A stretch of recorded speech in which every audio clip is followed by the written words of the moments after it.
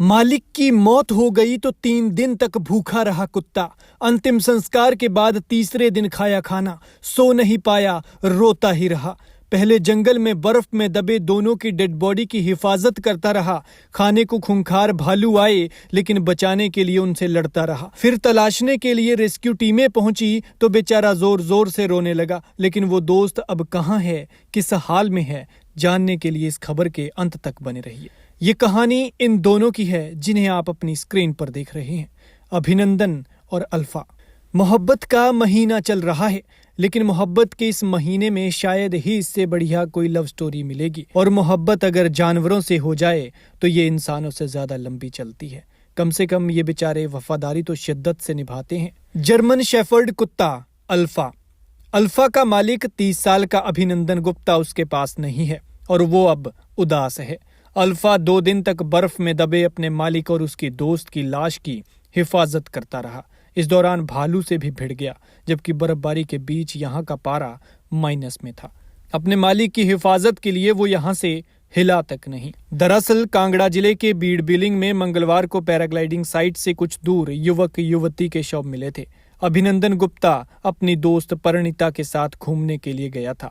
इस दौरान बर्फ में फिसलकर दोनों की मौत हो गई। उनके साथ उनका जर्मन शेफर्ड डॉगी अल्फा भी था। अल्फा 2 दिन तक उनके साथ ही रहा और जंगल में ये सोचता हुआ भौंकता और रोता रहा कि काश कोई आए जो उसके मालिकों को बचा ले। अभिनंदन गुप्ता के जीजा करणवीर सिंह ने बताया कि 4 साल पहले अभिनंदन ने इस जर्मन शेफर्ड डॉगी को खरीदा था।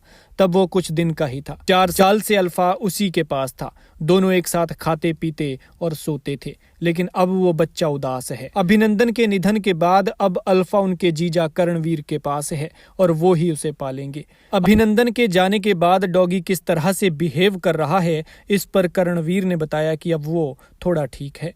हम लोग तो सब कुछ जल्दी भूल जाते हैं, लेकिन जानवर हमसे ज्यादा समझदार होते हैं। करणवीर ने बताया कि अपने मालिक अभिनंदन के जाने के बाद गम में 3 दिन तक अल्फा ने कुछ नहीं खाया। तीसरे दिन जब उसके मालिक का अंतिम संस्कार हुआ तो शाम को उसने 2 बार खाना खाया, क्योंकि वो 2 दिन से भूखा था। करणवीर ने बताया कि अभिनंदन ने ट्रैकिंग का काम शुरू किया था और 4 साल से बीड़ में रह रहा था। उन्होंने बताया कि अभिनंदन के पिता का निधन हो चुका है और परिवार में मां और एक भाई है। बता दें कि बिलिंग में जब रेस्क्यू टीम अभिनंदन और उसकी दोस्त की तलाश कर रहे थे तो अल्फा ने सूंघते हुए किसी के आने की आहट को महसूस किया, जिसके बाद उसने रोते हुए उन्हें अपने पास बुलाया।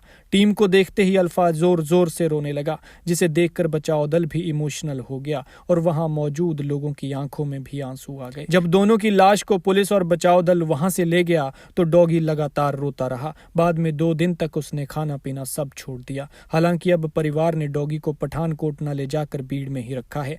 बता दें कि पंजाब के पठानकोट के शिवनगर का अभिनंदन बीड़ में ट्रैकिंग और पैराग्लाइडिंग का काम करता था। इस दौरान बीते रविवार 3 फरवरी 2024 को वह बिलिंग में पैराग्लाइडिंग साइट के पास से लापता हो गया था।